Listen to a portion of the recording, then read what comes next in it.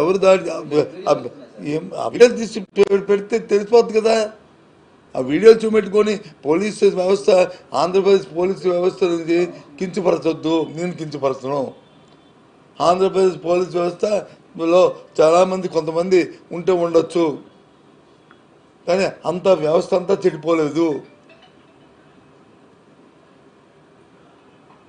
కాకపోతే కాలమాన పరిస్థితుల ప్రకారం ఆ రకంగా తయారవుతున్నా కానీ ఓ మంచి పేరు అదే 5 నిమిషాలు చెప్పేస్తారు. ఎవడెవడు ఏంటో, ఎల్లయ్య పుల్లయ్య వాళ్ళ తాలూకు హిస్టరీ ఏంటో, వాళ్ళ రికార్డు ఏంటో అంతన్నా పెట్టమనండి. ఎవడొద్దన్నాడు? చెప్తే సరిపోద్ది కదా. అంతేగాని ఇతని నుంచి ఇతను చూపెట్టి అతను తప్పించి, అతను చూపెట్టి ఇతను తప్పించి ఈ కార్యక్రమం కాదు కదా. ఎస్, టీడీపీ గతంలో టీడీపీ కార్యాలయం మీద కాదు చెప్తుంటా. గతంలో టీడీపీ కార్యాలయం మీద వెళ్ళిన కార్యకర్తలు మళ్ళీ ఇప్పుడు వచ్చారు. మేబీ వాళ్ళు కానీ తప్పుగానే ఉంటే వాళ్ళు చూసుకోండి. కార్యకర్తలు అయినప్పుడు టీడీపీ కార్యకర్తలు ప్రతి ఒక్కటి రౌడీ షీటర్ కాదు కదా. మొన్న వచ్చి జగన్మోహన్ రెడ్డి ఇంటి ముందు లోకేష్ గారు వెళ్ళి ఆయన ప్రెస్ మీట్ పెట్టాడు. ఇంటి ముందు 20 అడుగులు ముందున్నా రా ఛాలెంజ్ అన్నాడు. అది అది అదేమవుద్ది? అది కరెక్టా?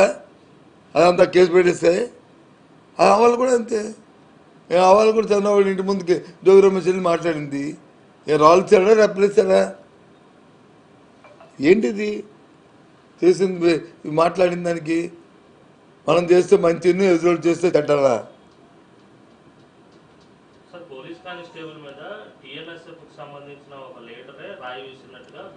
ముందే అన్నీ ఉన్నాయండి.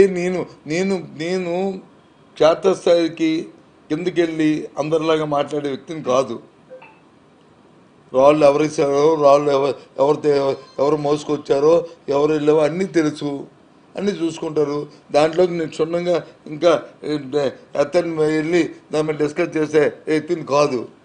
సంఘటన పట్ల మాట్లాడతాను తప్ప సంఘటనలో పలు అంశాలు బోళ్ళు ఉన్నాయి. అవన్నీ కూడా మీరు చూసుకోండి. ఎవడు తప్పు చేసి వాడితే తప్పుని సమర్థించలేదు కదా.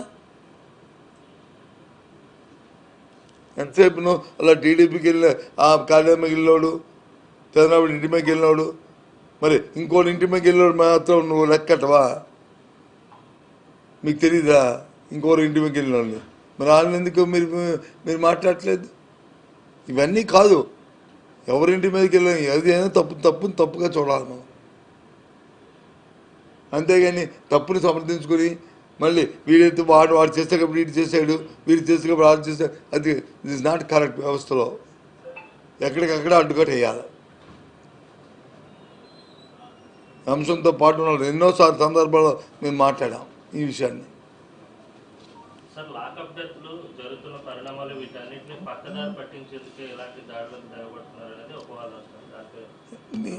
నా ఉద్దేశం ఏంటంటే మొన్న జరిగిన లాకప్ డెత్కి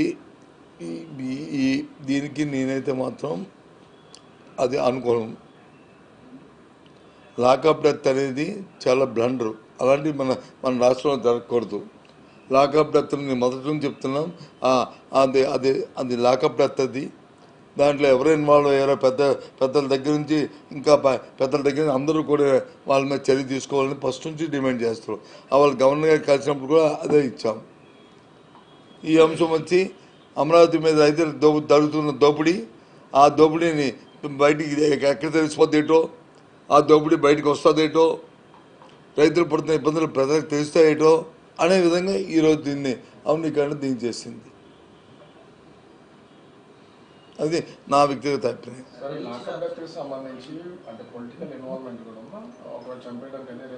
ఏమవచ్చు, మేబీ నాకు తెలీదు. పోలీసు చెప్పాలి. అది సిట్ వేసారుగా సిట్. అందుకే థర్డ్ పార్టీ సిబిఐ అడుగుతున్నాం మేము.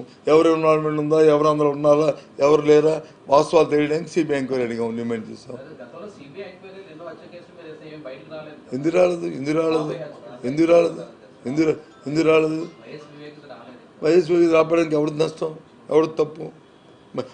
అప్పుడు అడిగితే తెలుగుదేశం పార్టీ వేయలేదు. ఆ తర్వాత మేము వచ్చింది తెలుసాం. ఇప్పుడు ఈ 2 సంవత్సరాలు అవుతుంది గవర్నమెంట్. మాదా పోనీ మా గవర్నమెంట్లో మేము ఆలస్యం చేసి పోనీ అడ్డు పెట్టాం. ఈ 2 సంవత్సరాలు అప్పటిది ఎవరిది ప్రభుత్వం? ఏంటిది?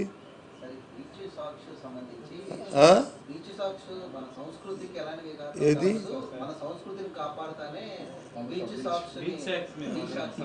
బీసీల్లో బార్లను అర్థమవుద్ది. సాంస్క్రిట్ ఇంగ్లీష్ పడితే ప్రజలకు అర్థమవుతుంది, టీవీలకి అర్థమవుతుంది చూసే వాళ్ళకి. నీతో ఉండు, ఆయన ఉన్నది చెప్తాను ఉండు దానికన్నా.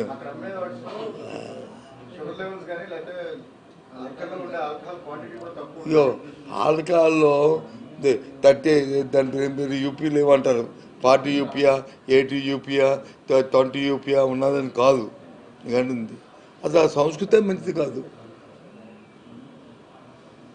ఆ సాంప్రదాయం మంచిది కాదు. అలాగని టూరిజంకి ఇంగ్లీష్ కాదు, టూరిజంకి ఇంగ్లీష్ కాదు. టూరిజంని సపోర్ట్ చేసుకుంటూ బోల్డ్ని ఆలోచనలు ఉన్నాయి, ఇంకా ఉన్నాయి. ఎక్కడైతే పిల్ల పాప అందరూ కలిసి వెళ్తుంటారో అక్కడ కొన్ని ఉన్నాయి. ఏమంటే గోవా ఎగ్జాంపుల్, గోవా సంస్కృతికి ఆంధ్ర సంస్కృతి ఒకటేనా? అనాదిగా సొంతతో వచ్చిన దగ్గర నుంచి గోవాలో కల్చర్ వచ్చింది, వెస్ట్రన్ కల్చరు. గోవాలో సొంతం వచ్చిన తర్వాత పుట్టింది ఈ కల్చరు, చెప్పండి. పోనీ పుడితే ఓకే.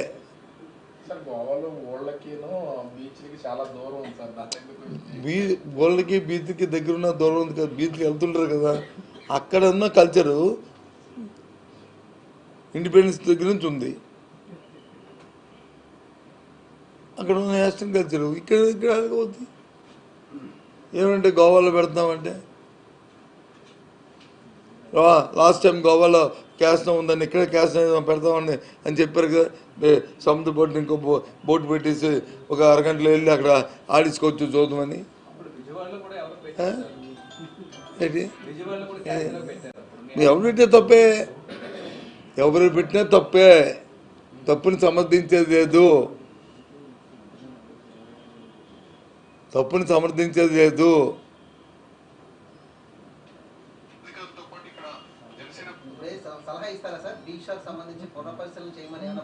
నేను డిమాండ్ తప్పు అని చెప్తున్నప్పుడు పునఃపరిశీలన చేయమని చెప్పకపోతే దాన్ని కంటిన్యూ చేయండి, దాన్ని మద్దతు చెప్తున్నావా?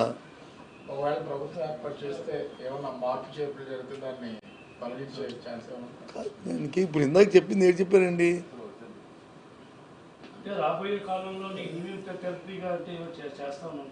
దేన్ని యూనిట్ ఆంధ్రప్రదేశ్ ఆంధ్రప్రదేశ్ యూనిట్ చేస్తారు.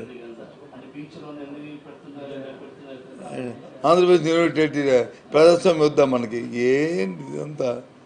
ఏది యూనిట్ అంటే ఏంటి? డెఫినేషన్ ఏంటి? మీ ఆలోచన ఏంటి? మీ అర్థం ఏంటి? నాకు అర్థం అవ్వదు. గోవా వేరేంటి? గోవా ఎంటైర్ స్టేట్ని దాని ఆ ఒక్క ప్రాంతాన్ని కాదు, గోవా దాన్ని అంత రాష్ట్రాన్ని.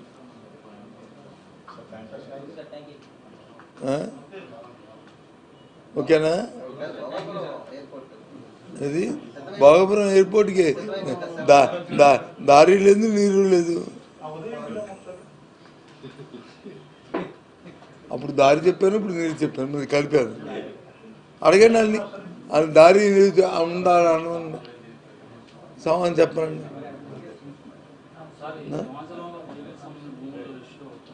ఏంటండి? ఏంటి ఇష్యూ? ఏంటి? ఇగో ప్రపంచంలో ఎన్విరాన్మెంట్కి సంబంధించి ఏ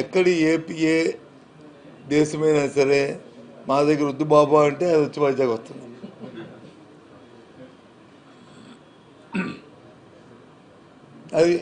అది మన సంపద, అది మన ఉద్యోగ కల్పన. అది ఎప్పుడైనా సరే ఒకదానికి పర్వాలేదు, కానీ ఎక్కువైపోవనుకో అది అయిపోతాయి. నీకు బిర్యానీ బాగుందని తింటావు, ఎక్కువ తిన్నావు అనుకో, ఈ బిర్యానీ బాగుందని ఫిష్ బిర్యానీ చికెన్ మటన్ తింటే అయిపోతావు నీ పని. ఏంటి అయిపోతావు నీ పని అది. Okay, good.